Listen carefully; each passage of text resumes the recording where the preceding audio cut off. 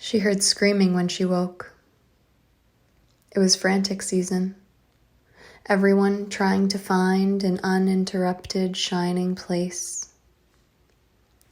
After 1,000,000 marsh letters, peat drawings dripping with green slime and mire in her mail slot, here he was on her doorstep, unripe in morning light.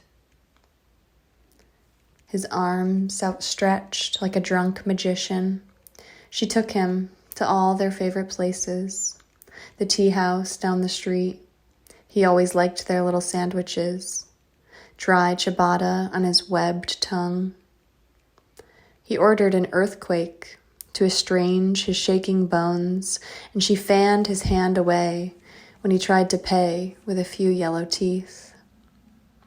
Just like the first time she found him, buying Walden from a street vendor, doing his best to use wet lilacs as a form of currency. Then, defeated, with a red slab of meat. Together, they used to gather glass bottles to break in the unfed swimming pool. He'd tell her tales of being stranded by calamity and what seawater feels like, filling up a hollow spine. She began looking at holes differently. She had dated a siren, a sea monster, one ghost with a deranged panty fetish. But this one was different. A drenched avalanche. Though, apart from his tender swamp letters, now he only came over to sleep.